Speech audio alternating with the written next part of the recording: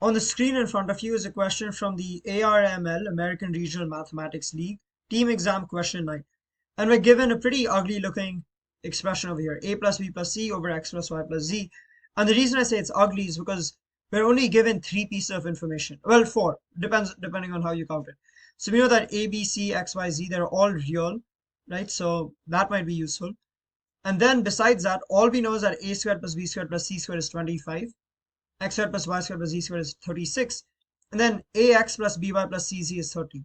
So they all seem pretty unrelated, and it's not like, if it is just a plus b over x plus y, we could probably use this information somehow, right? Like, a plus b squared is equal to a squared plus b squared plus 2ab, right? And then same thing with x plus y, obviously, right? We could probably use these relations somehow and brute force it and figure it out. Be fairly confident and clear in our answer. But that's not going to work over here. I mean, maybe it still will work, right? But I think, just personally, I think it's probably too difficult, especially if you're taking an exam and you don't have that much time. A lot of room for silly mistakes, and that all of that is if it's even possible, if you even have enough information like that. I don't know if you necessarily do. What we do know, however, is that there are some nice patterns here as well, right? We're given squared, squared, squared, and then 25, which is 5 squared. We're given squared, squared, squared, and then 36, which is 6 squared. And then even nicer, we've got 5 and 6, 5 times 6. So, okay, that's pretty interesting. Like, there must be some sort of trick, right? Obviously, they've made a question not for you to brute force it, but for you to find some pattern. Next important thing, we've got ax, by, cz. So that's like a times x, b times y, c times z. And so let's put all this information together and see what we can really do. And there's one inequality that should hopefully come to mind. And that inequality should come to mind when you have anything like this. This is called the Cauchy-Schwarz, and then like some Russian name identity. And it basically says this. There are a lot of interesting things that come about from this.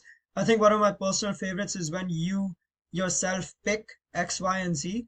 And so then you can say a squared plus b squared plus c squared times 1 plus 1 plus 1, so times 3, is greater than or equal to x plus y plus z. It's not my personal favorite because it's very difficult, obviously. It's a pretty simple example. But it's nice because you can just very quickly see that this is always going to be true. Right, versus doing the algebra and expanding it, you can now see this pretty clearly. So that's interesting. Over here, unfortunately, we aren't afforded the luxury of that. So we actually have to, we don't get to just tinker around. We actually have to solve the question. But remember, there's not that much to do, right? We know that this is 5 squared times 6 squared is greater than or equal to 30 squared. Well, it is greater than or equal to, but specifically it's equal to, right? This is an equality. Or this is an equation, so the equality case is satisfied. And now this is a little bit niche. If you aren't familiar with it, that's fine. But what happens when you have an inequality like this is that you can write a equals cx, b equals, okay, obviously I shouldn't use c, right, because we actually have a c variable here as well. So a equals alpha x, b equals alpha y, c equals alpha z. So another way of thinking about this is that, I mean, I don't know, I guess you could say the vectors are very x, y, z. So like if you put these 2 points, that you could draw a line through the origin passing through a, b, c, and it also pass through x, y, z. They're basically just scalar multiples of each other, right? Scalar multiples. So that's really all it is. The nice thing about this though is, what are they asking us? They're asking us to compute a plus b plus c over x plus y plus z. So what is that? Well, a plus b plus c over, well, yeah, over x plus y plus z, based on what we've written here, is just alpha times x plus y plus z over x plus y plus z equals alpha. So what do we need to do? We just need to find alpha. How do we find alpha? Well, just square it, right? A squared equals alpha squared x squared. B squared equals alpha squared y squared. C squared equals alpha squared z squared. Add all 3 up. Don't just do 2. Just add them all up. Obviously you'll add all of them up, right? Because you know what this is. I think this one is 25 is equal to alpha squared times x squared plus y squared plus z squared. What is this? This is 36. So then what must alpha be? It'll be 5/6. Now, you should just be a little bit careful that, what are they asking for?